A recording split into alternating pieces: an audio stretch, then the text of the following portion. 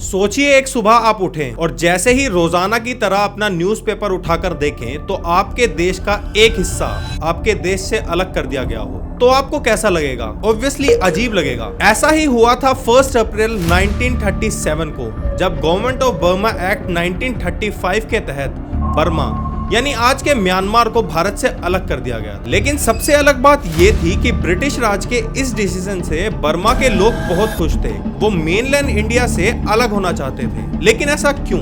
इस बात को समझने से पहले हमें यह समझना होगा कि बर्मा ब्रिटिश इंडिया का पार्ट कैसे बना। बात है 19th सेंचुरी की।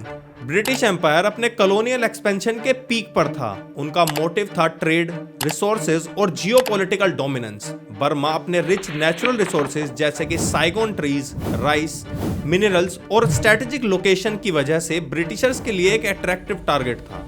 हिस्ट्री में 3 एंग्लो बर्मीज वॉर हुए। बर्मा को ब्रिटिश इंडिया का हिस्सा बनने में 3 वॉर्स के थ्रू होकर जाना पड़ा, जिन्होंने ब्रिटिश इंडिया को ग्रेजुअली पूरे बर्मा पर कंट्रोल दिलाया। फर्स्ट एंग्लो बर्मीज वॉर हुई 1824 से 1826। ये वॉर तब शुरू हुई जब बर्मीज एम्पायर ने ब्रिटिश इंडिया के बॉर्डर्स, खास तौर पर आसाम और मणिपुर में इंटरफेरेंस किया। ब्रिटिशर्स जो कलकत्ता से इंडिया को कंट्रोल कर रहे थे, इन्होंने इसको अपने ट्रेड और टेरिटरी के लिए एक थ्रेट माना। वॉर के बाद ट्रीटी ऑफ यादाबू में 1826 के तहत ब्रिटिशर्स ने अराकन और तहरेसिम जैसे कोस्टल रीजन्स पर कब्जा कर लिया। यह बर्मा का पहला हिस्सा था जो ब्रिटिश इंडिया के कंट्रोल में आया। सेकेंड एंग्लो बर्मीज वॉर हुई 1852 में। ब्रिटिश ट्रेडर्स के साथ डिस्प्यूट और कमर्शियल इंटरेस्ट की वजह से ये वॉर स्टार्ट हुई। ब्रिटिशर्स ने इस बार लोअर बर्मा इंक्लूडिंग रंगून को कैप्चर कर लिया। इस विक्ट्री ने ब्रिटिशर्स को बर्मा के राइस प्रोड्यूसिंग रीजन्स और पोर्ट तक का एक्सेस दिलाया। और थर्ड एंग्लो बर्मीज वॉर हुई 1885 में। ये फाइनल वॉर थी जिसमें ब्रिटिशर्स ने पूरे बर्मा को कब्जे में ले लिया। किंग थिबो जब बर्मा के रूलर थे, फ्रेंच इन्फ्लुएंस की वजह से ब्रिटिशर्स के लिए एक थ्रेट बन रहे थे। ब्रिटिशर्स ने मंडेले पर कब्जा किया और किंग थिबो को इंडिया में एक्साइल कर दिया। इसके बाद 1886 में बर्मा को ऑफिशियली ब्रिटिश इंडिया का एक प्रोविंस बना दिया गया। बर्मा के लोगों में डिसकंटेंट की वजह से कल्चरल, सोशल और एडमिनिस्ट्रेटिव डिफरेंस थे। ये समझने के लिए कुछ की पॉइंट्स को हमें समझना होगा। बर्मीज लोग जो बर्मा में मेजोरिटी में थे, अपने बुद्धिस्ट रिलीजन, बर्मीज लैंग्वेज और ट्रेडिशनल मोनार्की सिस्टम को ही अपनी आइडेंटिटी का कोर मानते थे। जब ब्रिटिशर्स ने किंग थिबो को हटा दिया और बर्मा को इंडिया का एक प्रोविंस बना दिया, तो बर्मीज लोगों को लगा कि उनकी सोवेरेनिटी और कल्चर को दबा दिया गया है।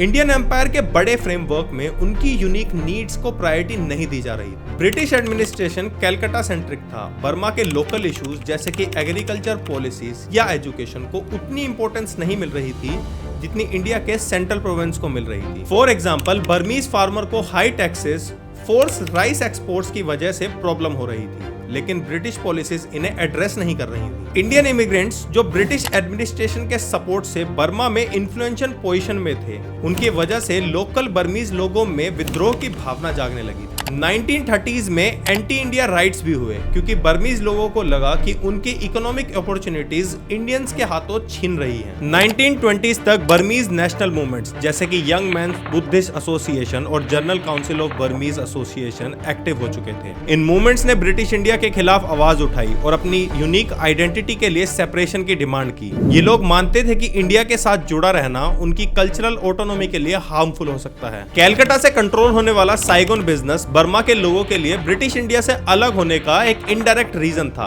ब्रिटिशर्स ने बर्मा के टीक फॉरेस्ट को अपने कब्जे में ले लिया, जिनके ऑपरेशन कलकत्ता से कंट्रोल होते थे। लोकल बर्मीज लोगों के इशू ये थे कि इंडियन लेबर्स को प्रेफरेंस मिलती थी और फॉरेस्ट एक्सप्लॉयटेशन होता था, जिससे उनके अंदर विद्रोह की एक भावना जागी।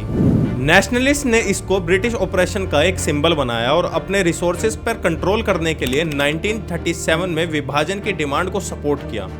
बर्मा में ब्रिटिश इंडिया से अलग होने की मांगे अलग अलग समय पर होती रही। 1917 से 1918 के बीच यंग मैन बुद्धिस्ट एसोसिएशन ने बर्मीज बुद्धिस्ट आइडेंटिटी और कल्चरल प्रिजर्वेशन के लिए आवाज उठाई। इनडायरेक्टली ब्रिटिश इंडिया के कलकत्ता सेंट्रिक एडमिनिस्ट्रेशन से अलग होने की बात की। 1920s आते आते general council of Burmese association ने सेपरेशन की डिमांड उठाई, आर्ग्यूइंग कि बर्मा की जो डिस्टिंक्ट आइडेंटिटी है और लैंग्वेज और इकोनॉमिक इंटरेस्ट जैसे कि टीक फॉरेस्ट इंडियन एम्पायर के अंडर दब रहे हैं। और इसका आउटकम ये निकला कि इसने सेपरेशन को एक पॉलिटिकल इशू बना दिया, लेकिन ब्रिटिशर्स ने उस वक्त कोई कॉन्क्रीट एक्शन नहीं लिया। जीसीबीए के एफर्ट्स ने बर्मीज एलाइट्स और मासेस में सेपरेशन के लिए एक सपोर्ट उठाया। 1924 आते आते बर्मा लेजिस्लेटिव काउंसिल ने 1924 में एक रेजोल्यूशन पास किया जिसमें ब्रिटिश इंडिया से सेपरेशन की फॉर्मल डिमांड हुई, और इसका आउटकम ये था कि ये रेजोल्यूशन ब्रिटिश एडमिनिस्ट्रेशन के लिए एक सिग्नल था। उन्होंने इस डिमांड को नोट किया लेकिन इमीडिएट सेपरेशन नहीं दिया।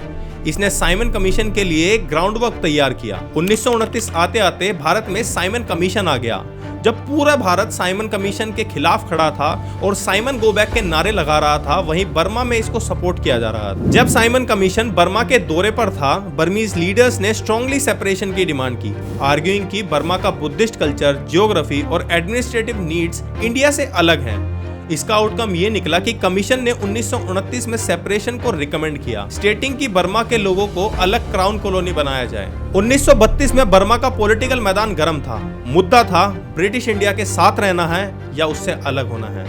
दो बड़े कैंप सामने आए। एक तरफ थी सेपरेशन लीग जो चाहते थे कि बर्मा इंडिया से पूरी तरह से अलग हो जाए, और दूसरी तरफ थी एंटी सेपरेशन लीग जो चाहती थी कि बर्मा अभी भी इंडिया का हिस्सा बना रहे या कम से कम तुरंत तो सेपरेट ना हो।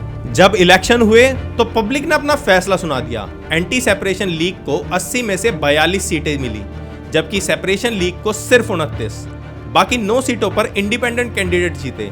इस जीत ने क्लियरली दिखाया कि उस वक्त ज्यादा लोग सेपरेशन के खिलाफ ही थे, लेकिन ट्विस्ट यहाँ था कि चाहे एंटी सेपरेशन लीग जीती ही थी, लेकिन सिर्फ 5 साल बाद 1937 में ब्रिटिश सरकार ने बर्मा को इंडिया से अलग कर ही दिया, ये कहकर कि बर्मा के लोग अपने मन की बात नहीं जानते। और फिर फाइनली बर्मा को गवर्नमेंट ऑफ इंडिया एक्ट 1935 के तहत बर्मा को 1 अप्रैल 1937 को ब्रिटिश इंडिया से अलग करके एक सेपरेट क्राउन कॉलोनी बना दिया गया। बर्मा हमारे देश के लिए एक इम्पोर्टेंट हिस्सा था जहां बाल गंगाधर तिलक जैसे क्रांतिकारियों ने अपनी सजाएं काटी।